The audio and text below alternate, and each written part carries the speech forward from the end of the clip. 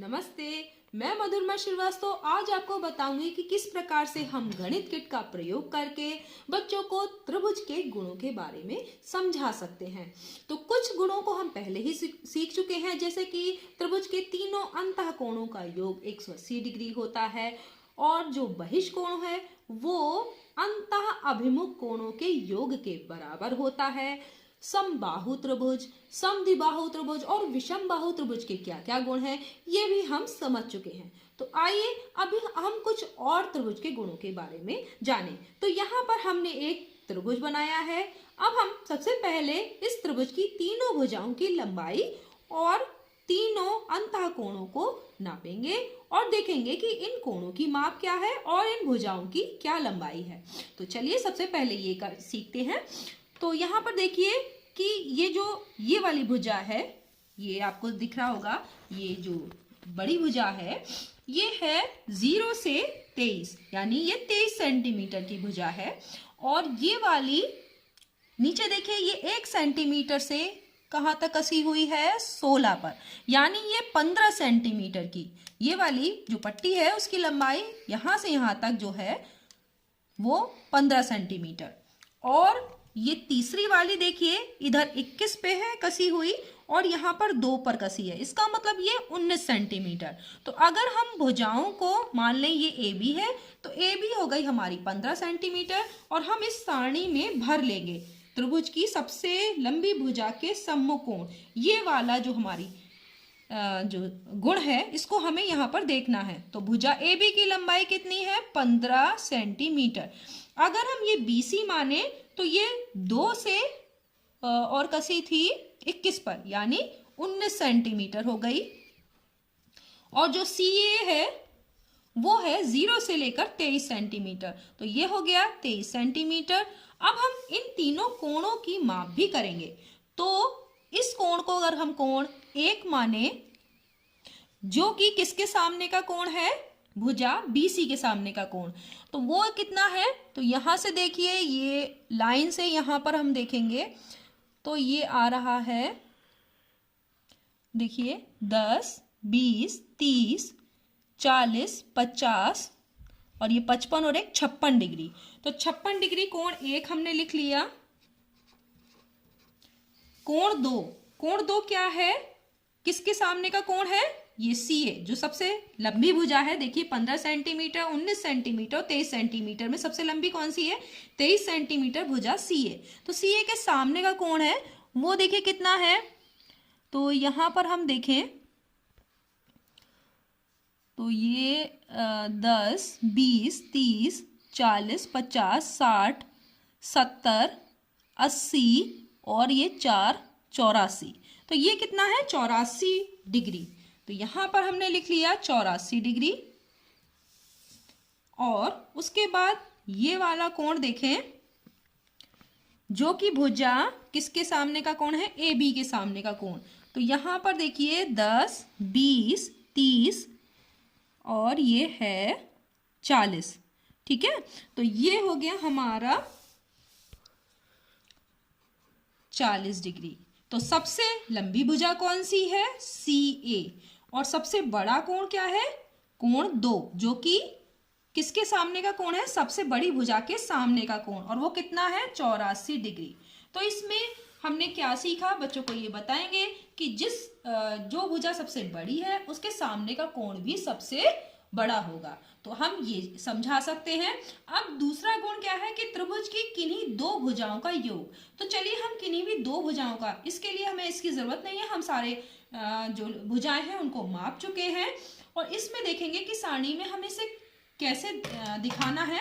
तो AB भुजा की हमारी लंबाई क्या थी, 15 सेंटीमीटर और BC की क्या थी, 19 सेंटीमीटर। CA कितना था, 23 सेंटीमीटर। अब 2 भुजाओं का योग करिए, AB और BC, यानी 15 और 19 को हम जब जोड़ेंगे तो कितना आएगा, 9, 5, 14 का 4 हो गया और 2 और 1 3, 34 सेंटीमीटर। तो ये 34 सेंटीमीटर हो गई। BC और CA को ये भी बच्चों से जुड़वाएंगे तो यहां हो गई 19 प्लस 23 सेंटीमीटर। तो ये दोनों कितना हो गया मिलके, 42 सेंटीमीटर।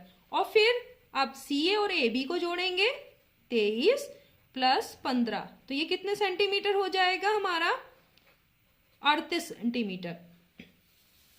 तो आप इसमें देखिए कि किन्हीं भी दो भुजाओं का योग तीसरी भुजा से बड़ा होगा। अगर हम किन्हीं भी दो भुजाओं को जोड़ लेते हैं तो वो सबसे बड़ी भुजा से ज्यादा होगा उसका मान, तभी एक त्रिभुज बन पाएगा, नहीं तो त्रिभुज नहीं बनेगा। तो यहाँ देख रहे हैं कि सबसे बड़ी भुजा की लंबाई 23 सेंटीमीटर है। दो भुजाओं को जोड़ रहे हैं, किन्हीं भी दो भुजाओं को, तो 23 सेंटीमीटर से ज्यादा आ रहा है। इसका मतलब है कि त्रिभुज कोई तभी बनता है जबकि दो भुजाओं का योग तीसरी से ज्यादा हो। तो अब हम ये भी कर सकते हैं।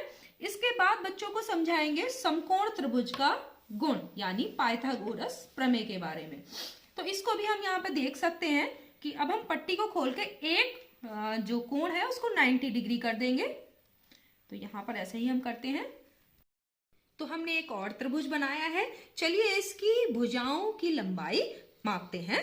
तो यहाँ पर देखिए कि अगर हम ये भुजा AB माने तो यहाँ पर देखिए कि ये 17 से 23 है, यानी कितनी हो गई? 6 सेंटीमीटर।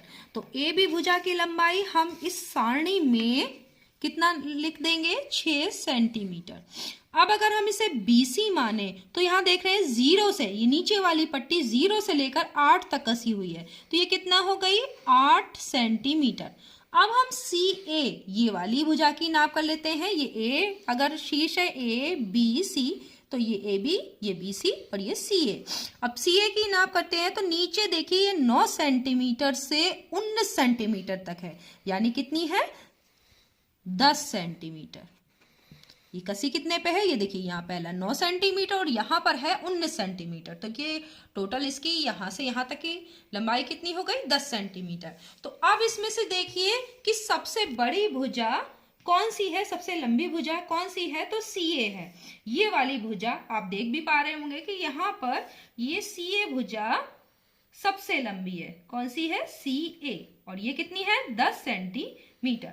अब सबसे लंबी भुजा के सामने का कोण, तो ये सबसे लंबी भुजा है, इसके सामने कोण ये वाला कोण है। चलिए इसको मापते हैं।